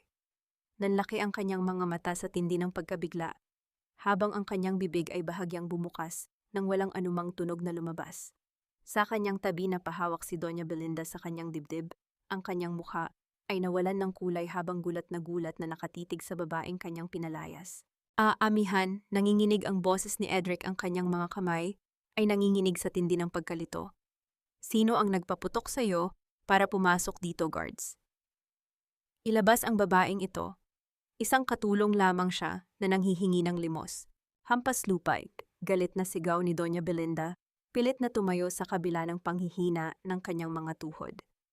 Paano ka nakapasok sa napakarangyang lugar na ito? Did you follow us here to beg for money? Guards, pinalayas ko na yan. Huwag niyang madungisan ang seremonya ng aking anak. Hindi sila pinansin ni Amihan. Naglakad siya ng may marahang biyaya patungo sa podium. Sa gitna ng entablado, iniayos ang mikropono, habang ang kanyang mga mata ay malamig na nakatitig sa pamilyang nagpahirap sa kanya. Ang buong silid ay napuno ng katahimikan, na tila ba bawat tao ay naghihintay sa kanyang unang salita. Magandang umaga, Mr. Villamor, at sa inyo rin, Doña Belinda. Malinaw, malamig at matatag na boses ni Amihan na umalingaw-ngaw sa buong bulwagan ng kumpanya. Ako si Amihan Navarro, ang chairman at nag-iisang may-ari ng Navarro Pearl Holdings, ang kumpanyang nais ninyong magsalba sa inyong nalalapit na pagkalugi sa pamamagitan ng kontratang ito. No, hindi maaari yon. Stuttering na sagot ni Edric, ang kanyang mukha ay basang-basa ng pawis. Asawa kita, ang apelido mo ay Cortez. Ang apelido ko ay Navarro, Edric. Malamig na sagot ni Amihan, ang kanyang tinig ay walang bakas ng pag-aalinlangan. Ang Cortez ay ang pangalang ginamit ko upang magtago mula sa mga kriminal na pumatay sa aking mga magulang at nagnakaw ng aming kumpanya 20 taon na ang nakalilipas. At ang pamilyang tinutukoy ko ay kayo. Mabilis na lumapit si Attorney Isko sa mesa at inilagay ang mga makapantalang dokumento sa harap ng mga kasosyo sa negosyo ng mga Villamor. Ito ang mga orihinal na dokumento ng pagmamay-ari ng lupain ng pamilya Navarro, pahayag ni Attorney Isko sa harap ng mga mamamahayag. At ito ang opisyal na ulat ng krimen ng pamilya Villamor tungkol sa peking pagkalugi ng kumpanya at ang sabwatan sa likod ng aksidente ng mga Navarro. Ang tunog ng mga flash ng camera na sunod-sunod na kumikislap ay naging mabilis at walang humpay sa buong bulwagan. Ang mga mamamahayag ay nagsimulang kumuha ng mga larawan ng may tindi ng kasabikan, habang ang mga kasosyo sa negosyo mula sa mga bangko ay isa-isang tumayo, binasa ang mga dokumento at tumingin kay Edric nang may matinding pandidiri. Mr. Villamor, this is a fraud, galit na pahayag ng pinuno ng bangko habang isinasara ang folder. Ang inyong kumpanya ay hindi nagmamay-ari ng collateral na ginamit ninyo. We are canceling the loan immediately. Ang lahat ng kasunduan ay walang bisa. No, please, wait. Nagmakaawa si Edric, ang kanyang mukha ay binalot ng matinding desperasyon. Lumapit siya kay Amihan at nagtangkang hawakan ang kanyang kamay. Amihan, please, mag-usap tayo. Mahal kita, alam mo yan. Pilit lang ako ni Mom na gawin yon kay Janelle. Huwag mo itong gawin sa pamilya natin. Inilayo ni Amihan ang kanyang kamay, tinanggihan ang hawak ni Edric ng may malamig na pag-iwas. Tinitigan niya ang kanyang dating asawa ng may malamig na awa na tila ba tinatanaw ang isang patay na anino ng nakaraan. Huwag mo akong hawakan, Edric. Malamig na boses ni amihan. Ang pamilyang sinasabi mo ay ang pumatay sa aking mga magulang at ang pumatay sa anak ko sa labas ng gate ng iyong mansyon. Sa likod ng bulwagan isang matangkad na lalaki na nakasuot ng dark suit na may hawak na warrant of arrest ang dahan-dahang lumapit na katayo nang tahimik habang naghihintay ng tamang pagkakataon. Ganap nang nawalan ng sariling hinhin si Doña Belinda. Hysterical siyang sumigaw habang itinuturo si amihan ng may tindi ng galit. Isang huwad magnanakaw ka. Hindi sa iyo ang kumpanyang ito. Papatayin kita. Sigaw ng matandang babae habang pilit na sumusugod patungo sa podium, ngunit agad siyang hinawakan at pinigilan ng mga opisyal ng seguridad ng hotel. Si Edric ay dahan-dahang napaluhod sa sahig ng entablado habang ang tunog ng mga flash ng camera na sunod-sunod na kumikislap ay nagpatuloy sa paggiba ng natitirang dangal ng pamilya Villamor. Ang tahimik na silid ng pagpupulong sa tabi ng bulwagan ay nababalot ng malamig na hangin ng aircon, ngunit ang tindi ng kaba sa dibdib ni Edric ay tila ba nagdala ng isang nakakasakal na init. Nakaupo si amihan sa dulo ng mahabang mesa, ang kanyang mukha ay kalmado habang si Attorney Isko naman ay nakatayo sa kanyang likod na may hawak na portfolio. Pumasok si Edric, gulo-gulo ang buhok at basang-basa ng pawis ang noo. Agad siyang lumapit sa mesa, sinusubukang gamitin ang kanilang 5 taon na nakaraang pagsasama upang makuha ang simpatiya ng dalaga. Amihan, please listen to me, nanginginig ang boses ni Edric habang nakatitig sa mga mata ng kanyang dating asawa. Mag-usap naman tayo as husband and wife. Hindi mo kailangang gawin ito sa harap ng media at ng mga kasosyo natin. 5 taon tayong nagsama, amihan. Naging mabuti naman akong asawa sa iyo, hindi ba? May mga pagkakamali ako, yes, but I still cared for you. We can fix this. Hindi mo kailangang sirain ang pamilya natin ng ganito. Tumingin si amihan sa kanya, ang kanyang mga mata ay nanatiling malamig at matigas tulad ng bato, na tila ba nakaharap si Edric sa isang hindi matitinag na pader. Naging mabuti kang asawa, Edric. Malamig na tugon ni amihan, ang kanyang tinig ay walang kahit anong bakas ng emosyon. 5 taon kong binuwis ang aking sarili para sa iyo at sa pamilya mo. Nagising ako ng 4:00 ng umaga araw-araw upang ipagluto kayo ng almusal habang ikaw ay nandoon sa kama ni Janelle. Tiniis ko ang bawat hampas, bawat saksak ng mga salita ninyo dahil inakala kong may utang na loob ako sa inyo. At nang malaman mong buntis si Janelle, pinalayas ninyo ako sa gitna ng bagyo tulad ng isang maruming aso. At ang aking anak, ang sarili kong anak ay nawala dahil sa kawalan ninyo ng puso. At ngayon may lakas ka ng loob na sabihing naging mabuti kang asawa. I didn't know you were pregnant, amihan. Nagmakaawa si Edric, ang kanyang mukha ay binalot ng matinding pagsisisi. Patawad, I was stupid. Pero pamilya pa rin tayo. Huwag mo kaming sirain ng ganito. Biglang bumukas ang pinto ng silid at pumasok si Doña Belinda, hinihingal sa tindi ng galit habang hinahawakan ng mga opisyal ng seguridad ng hotel na pilit siyang pinapakalma. Edric, bakit ka nagmamakaawa sa babaeng iyan? Galit na bulyaw ni Doña Belinda habang itinuturo si amihan. Amihan, magpasalamat ka nga sa amin. Kung hindi dahil sa pamilya Villamor na tuyo ka na sa daan, pinatira ka namin sa marangyang bahay, binigyan ng pagkain at binihisan ka. At ngayon ito ang igaganti mo sa amin, isang napakawalang utang na loob na bata. Habang tinatapon ng matandang babae ang kanyang mga makalalasong salita, si amihan ay nanatiling hindi nagpapakita ng kahit anong takot. Dahan-dahan niyang itinaas ang kanyang kamay at maingat na inayos ang kwelyo ng kanyang puting suit jacket. Ang mga salitang dati ay nagpapaiyak at nagpapanginig sa kanya sa takot ay wala ng kahit anong kapangyarihan sa kanyang pagkatao ngayon. Ang damit na ibinigay ninyo sa akin ay galing sa ninakaw ninyong pera sa aking mga magulang. Doña Belinda, matatag na pahayag ni amihan. Tinitigan ang matanda ng may malamig na awtoridad. Ang pagkain na kinain ko ay kabayaran ng aking 5 taon na pagiging katulong na walang sweldo. Tapos na ang panahong natatakot ako sa inyo. At tapos na rin ang panahong kaya ninyo akong tapakan. Inilabas ni Attorney Isko ang huling dokumento mula sa portfolio at inilagay ito sa harap ni amihan. Ito ang opisyal na kautusan mula sa Navarro Pearl Holdings. Amihan, pahayag ng abogado. Ang pagpirma rito ay nangangahulugang opisyal ng babawiin ng bangko ang lahat ng pautang sa kumpanya ng mga Villamor dahil sa kawalan ng legal na collateral. Kinuha ni amihan ang kanyang panulat at sa pamamagitan ng isang mabilis, maayos at matatag na guhit ay nilagdaan niya ang dokumento. Tapos na ang laro, Edric. Malamig na pahayag ni amihan habang iniaabot ang papel kay Attorney Isko. Si Janelle na kanina pa nakatayo ng tahimik sa malapit sa pinto ay dahan-dahang umatras. Napagtanto niya na ang pamilya Villamor ay opisyal ng bangkarote. Wala nang natitirang pera o kapangyarihan sa kanila at walang dahilan upang manatili pa siya sa piling ng isang lalaking malapit nang mawalan ng lahat ng bagay. Bumukas ang pinto ng silid at pumasok si Rico. Ang kanyang mukha ay puting-puti sa tindi ng takot habang may hawak na isang sulat. Sir Edric, may bago pong dumating mula sa Quezon City Regional Trial Court. Nanginginig ang boses ng tauhan habang iniaabot ang sulat kay Edric.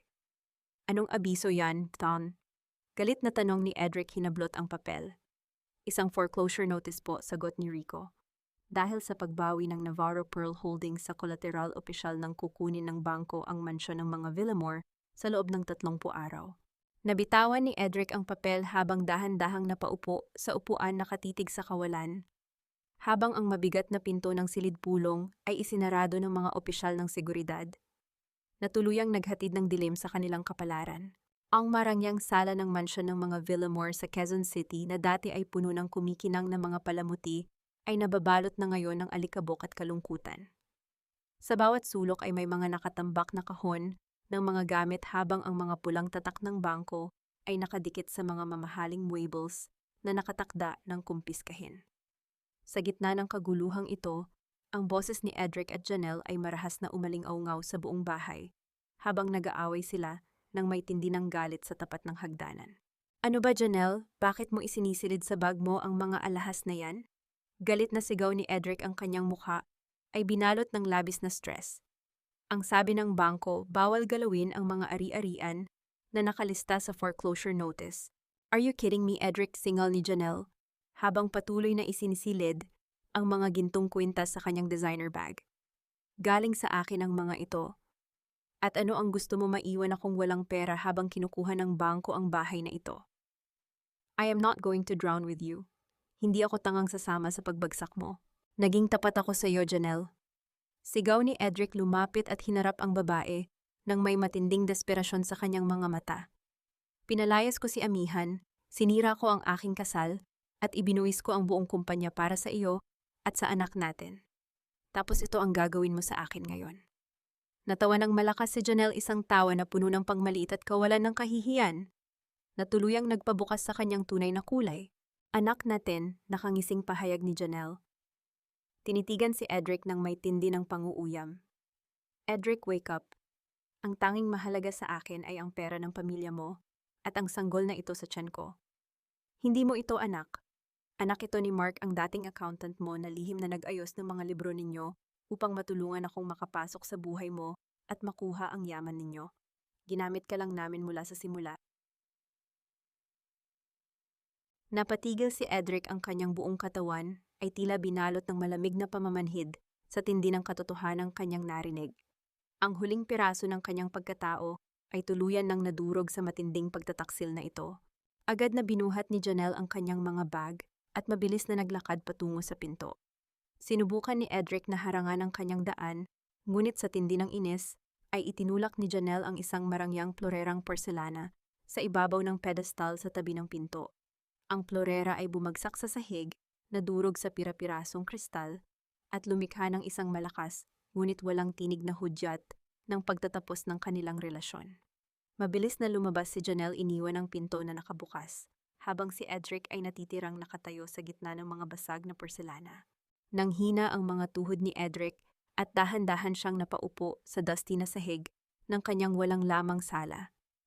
Naramdaman niya ang matinding uhaw at dahan-dahang naglakad patungo sa madilim at malamig na kusina upang kumuha ng tubig. Doon sa gilid ng kalan nakasabit pa rin ang isang lumang asul na apron ni amihan. Ito ay bahagyang may alikabok, ngunit nang lumapit si Edric at hawakan ito, naramdaman niya ang banayad na amoy ng mga pampalasa na madalas gamitin ng kanyang dating asawa sa pagluluto. Dahan-dahang hinaplos ni Edric ang apron. Sa sandaling iyon, ang kanyang isip ay dinala ng mga alaala ng mga gabi Kung kailan umuuwi siyang lasing at galit ngunit palaging may mainit na sabaw ng sinigang na naghihintay sa kanya sa ibabaw ng lamesa, habang si Amihan ay nakatitig sa kanya. Nang may banayad at mapag-alalang mga mata sa kabila ng kanyang kalupitan. Napagtanto ni Edric na itinapon niya ang isang tapat at totoong asawa para lamang sa isang babaeng nandaraya sa kanya. Yumuko si Edric, ibinaon ang kanyang mukha sa asul na apron at tahimik na humikbi sa tindi ng pagsisisi. Pumasok si Doña Belinda sa kusina, mukhang matanda na at nanghihina, ngunit pilit pa ring pinapanatili ang kanyang hinhin. "Mom, nasaan ang huling talaarawan ni Armando Navarro?" Tanong ni Edric, ang kanyang boses ay paos sa tindi ng pag-iyak. "Ang sabi ni Attorney Isko, narito raw yon sa silid mo. Hindi mo na kailangang malaman, Edric." Nanginginig na tugon ng matandang babae, umiwas ng tingin sa tindi ng takot. "Ang talaarawan na iyon, kapag nahanap nila iyon, hindi lang kumpanya ang mawawala sa atin. Pareho tayong mabubulok sa loob ng bilangguan dahil sa mga kasalanang nagawa ko 20 taon na ang nakalilipas." Bago pa man makasagot si Edric, isang sunod-sunod at mabigat na tunog ng pagkatok ang narinig mula sa nakabukas na pintuan ng mansyon. Hindi ito isang ordinaryong pagkatok kundi ang formal at awtoridad na pagkatok ng mga opisyal ng batas. Naglakad si Edric patungo sa sala at nakita ang isang grupo ng mga pulis na nakatayo sa tapat ng pinto, may hawak na opisyal na dokumento. "Mr. Edric Villamor," formal na pahayag ng pinuno ng mga pulis. "Ako si Inspector David. Meron kaming warrant of arrest para sa iyo dahil sa kasong sabotan sa pandaraya, paggamit ng huwad na kolateral, at panlilinlang sa pananalapi ng kumpanya. Sumama ka sa amin sa presinto." Napatitig si Edric sa warrant of arrest habang ang piraso ng sirang plorera sa kanyang paanan ay tila ba nagpaalala sa kanya na wala nang natitirang takasan para sa pamilya Villamor. Ang malamig na tunog ng pagkakadena sa kanyang mga kamay ay umalingaw-ngaw sa sala habang si Edric ay dahan-dahang binuhat ng mga opisyal ng batas. Ang kanyang mga mata ay binalot ng labis na takot habang nakatitig sa bintana, sinusubukang hanapin ang kanyang ina. Dalhin na siya sa sasakyan ng pulisya. Formal na utos ni Inspector David sa kanyang mga tauhan. At hanapin si Belinda Villamor. Tiyaking hindi siya makakalabas ng bansa. "Mom, nasaan ka? Huwag mo akong iwan dito." Naiiyak na sigaw ni Edric habang kinakaladkad siya palabas ng mansyon, ngunit tanging ang tunog ng hangin ang sumagot sa kanyang mga pagtawag. Lihim na dumaan si Doña Belinda sa likod ng bahay nang mapansin ang pagdating ng pulisya, sinusubukang takasan ang batas sa pamamagitan ng kanyang mga huling koneksyon.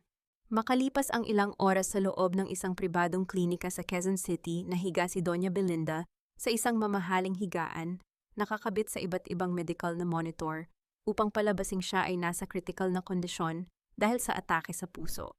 Bumukas ang pinto ng kanyang silid at pumasok si Amihan kasama si Attorney Isko Navarro at si Inspector David. "Gusto niyo ba akong mamatay rito?" Hysterical na bulyaw ni Doña Belinda.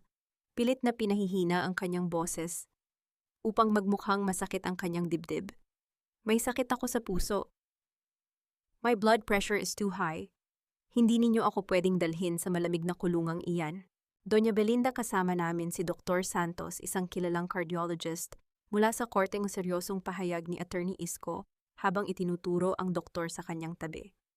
"Sinuri niya ang iyong mga medical na monitor at napatunayang perpekto at normal ang lagay ng iyong puso. Tapos na ang iyong drama sa harap ng batas." Mabilis na lumapit si Nanay Saling, may hawak na isang lumang itim na leather na tala-arawan na kanyang natagpuan sa loob ng personal na bag na dinala ni Doña Belinda sa klinika. "Amihan, narito ang tala-arawan ng iyong ama," pahayag ng matandang katulong habang iniaabot ang aklat sa dalaga. Itinago ito ni Belinda sa lihim na compartment ng kanyang bag upang hindi mahanap ng pulisya sa mansyon. Tinitigan ni Amihan ang tala-arawan ng kanyang ama. Sa wakas, ang pinakahihintay na patunay ng krimen at panlilinlang ng pamilya Villamor, 20 taon na ang nakalilipas, ay nasa kanyang mga kamay na. "Magnanakaw ka, Saling, yan ay sa akin." Galit na sigaw ni Doña Belinda, sinusubukang bumangon upang hablutin ang tala-arawan, ngunit mabilis siyang hinawakan ng mga nurse at ng mga pulis upang lagyan ng kadena ang kanyang mga kamay. "Akin ang lahat ng yaman na yan.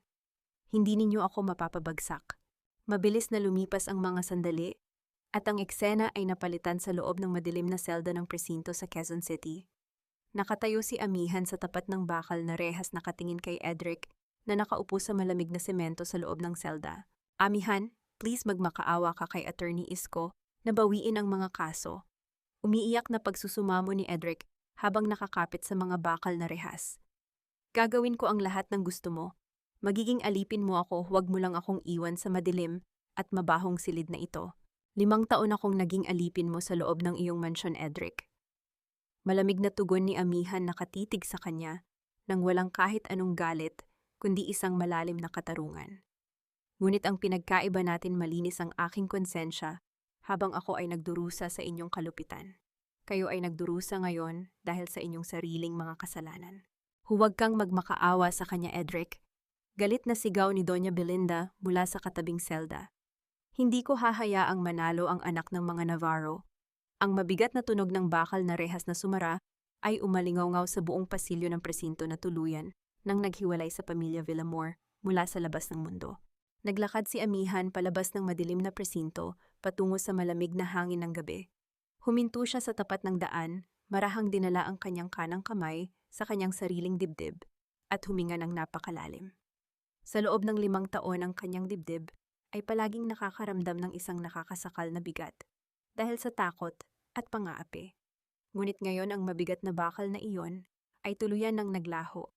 Nararamdaman niya ang tunay na kalayaan at kapayapaan sa kanyang puso.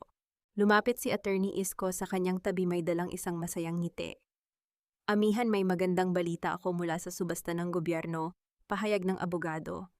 Nabili na natin ang mansyon ng mga Villamor sa pamamagitan ng bidding. Ang lugar na naging rurok ng iyong nakaraang hirap ngayon ay opisyal mo ng pag-aari. Tumingin si Amihan sa kanya, ang kanyang mga mata ay kumikinang sa bagong pag-asa para sa hinaharap. Gagawin nating kanlungan ang lugar na yon, Attorney Isko. Determinadong sagot ni Amihan. Isang tahanan ng pag-asa para sa lahat ng mga kababaihang nawalan ng karangalan at tahanan. Ang malaking pintuang bakal ng mansyon sa Quezon City ay dahan-dahang bumukas, ngunit sa pagkakataong ito ay hindi upang itapon si Amihan sa labas, sa gitna ng unos, kundi upang tanggapin siya bilang bagong may-ari ng buong lupain. Ang sikat ng araw sa umagang iyon ay napakaliwanag, sumasalamin sa makinis na semento ng driveway kung saan siya dati ay duguan at walang malay na nakahandusay. Naglakad si Amihan papasok sa bakuran kasama si Nanay Saling na may dalang mga bagong bulaklak para sa hardin. Sino ang mag-aakalang babalik ka rito, Amihan? Marahang pahayag ni Nanay Saling habang nakatingin sa malaking harapan ng bahay. Ngunit sa pagkakataong ito, hindi na bilang isang katulong na walang halaga, kundi bilang may-ari at nag-iisang tagapagtatag ng isang bagong pundasyon ng pag-asa. Dati po bawat sulok ng bahay na ito ay sumisigaw ng aking mga luha, Nanay Saling, tugon ni Amihan, habang pinagmamasdan ang mga manggagawang nag-aalis ng mga lumang kagamitan ni Doña Belinda. Ngunit ngayon gagawin nating lugar ito ng muling pagsilang para sa lahat ng mga pusong nadurog tulad ko. Ang mga mamahaling palamuti ng kasakiman ni Doña Belinda, ang mga madidilim na barok na muebles, at ang mga gintong figurin ay isa-isang inilabas ng mga manggagawa. Sa loob ng mansyon, ang mga dingding na dati ay nababalot ng madidilim na kulay ay dahan-dahang pininturahan ng mga maliliwanag na kulay ng cream at asul langit. Ang amoy ng sariwang pintura at mga bagong bulaklak sa hardin ay tuluyang pumuno sa buong mansyon, tinatanggal ang lumang amoy ng kasakiman at takot na matagal nang naghari sa pamamahay na iyon. Isang maliit na silid aklatan para sa mga bata at mga silid pagpapagaling para sa mga kababaihan ang itinayo sa bawat sulok ng bahay.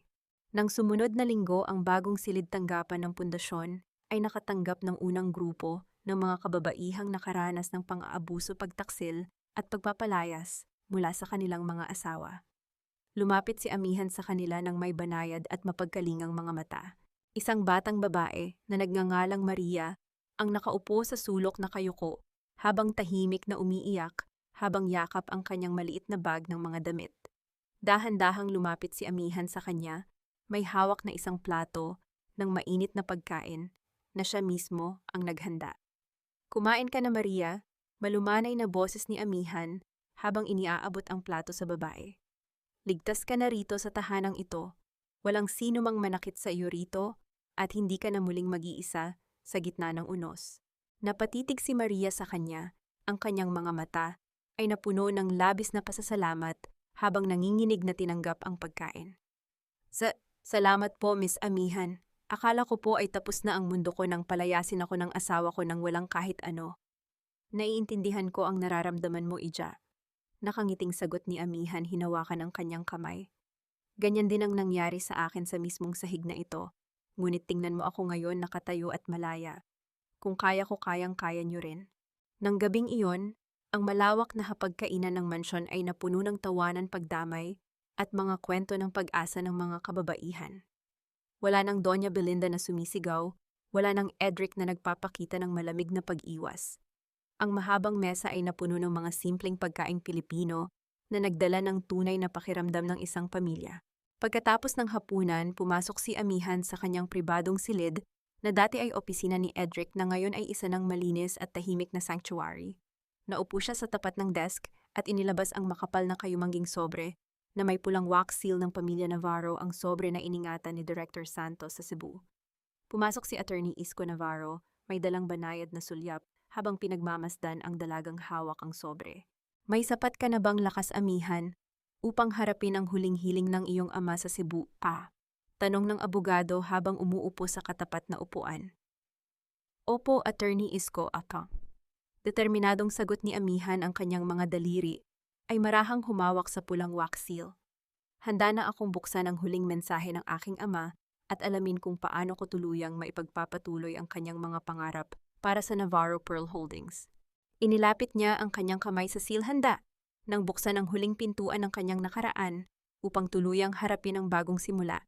Ang malawak na asul na dagat ng Cebu na walang hangganan at walang katapusan ay dahan-dahang sumalubong kay Amihan sa tapat ng burol kung saan nakatayo ang dalawang puting marmol na puntod ng kanyang mga magulang.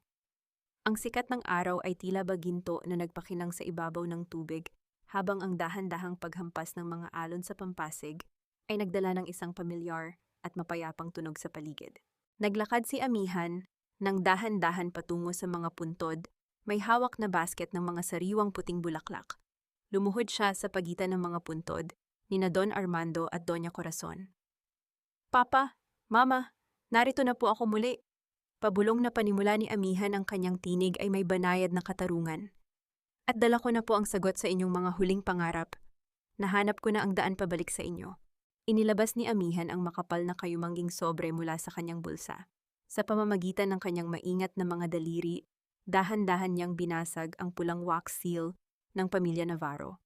Ang marahang kaluskos ng papel na kanyang inilabas ay tila bahudyat ng pagbukas sa huling pinto ng kanyang nakaraan. Binasa niya ang sulat na yari sa sulat kamay ng kanyang ama. Amihan, aking mahal na anak. Kung binabasa mo ito, nangangahulugang nahanap mo na ang daan pabalik sa Cebu.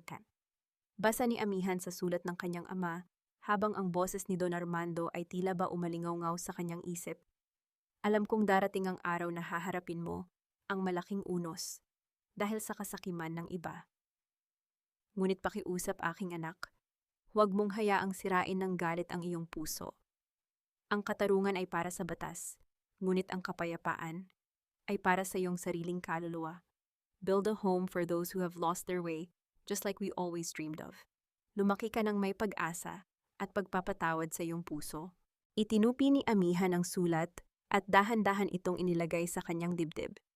Sa sandaling iyon, ang kanyang mga mata ay napuno ng mga luha.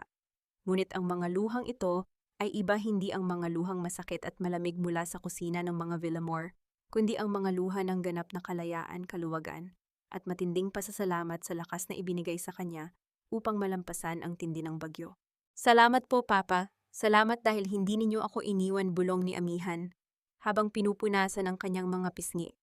Mula sa gilid ng dalampasigan, dahan-dahang lumapit sina Attorney Isko Navarro at Nanay Saling, may dala silang banayad ng ngiti habang pinagmamasdan ang dalaga. Amihan, handa na ang bangka para sa ating pagbabalik sa lungsod. Masayang pahayag ni Nanay Saling habang hinahawakan ang balikat ni Amihan. Ang buong pamunuan ng kumpanya ay naghihintay na sa iyong opisyal na pamumuno. Amihan, paano mo ipagpapatuloy ang pamumuno sa malaking kumpanya na Navarro Pearl Holdings habang pinapanatili ang iyong simpleng pamumuhay sa loob ng kanlungan ng mga kababaihan. Nagtatanong na sulyap ni Attorney Isko. Madali lang po, Attorney Isko, nakangiting sagot ni Amihan tumayo nang may buong tiwala sa sarili. Gagamitin ko ang yaman ng Navarro Pearl Holdings upang bigyan ng lakas ang mga mahihina. Ang kumpanya ay magiging haligi ng ating pananalapi, ngunit ang aking puso ay mananatili sa loob ng kanlungan upang gabayan ang mga kababaihang tulad ko. Kinuha ni Amihan ang mga puting bulaklak mula sa basket at dahan-dahan itong inihagis sa ibabaw ng tubig dagat. Pinanood niya ang bawat bulaklak na dahan-dahang inaanod ng mga alon patungo sa malawak na karagatan. Tila ba simbolo ng kanyang huling pagpapakawala sa bawat sakit, bawat panlilinlang at bawat dumi ng kanyang nakaraan sa Maynila. Marahan niyang hinaplos ang kwintas na kabibe sa kanyang leeg habang nakangiti sa dahan-dahang ihip ng hangin. Nararamdaman niya ang bulong ng kanyang mga magulang na sa wakas ay payapa na rin ang kanilang mga kaluluwa sa langit at ang kanyang sariling puso ay ganap na ring nakatagpo ng sariling tahanan. Payapa na kayo, Papa Mama, at payapa na rin akong pabulong na pahayag ni Amihan.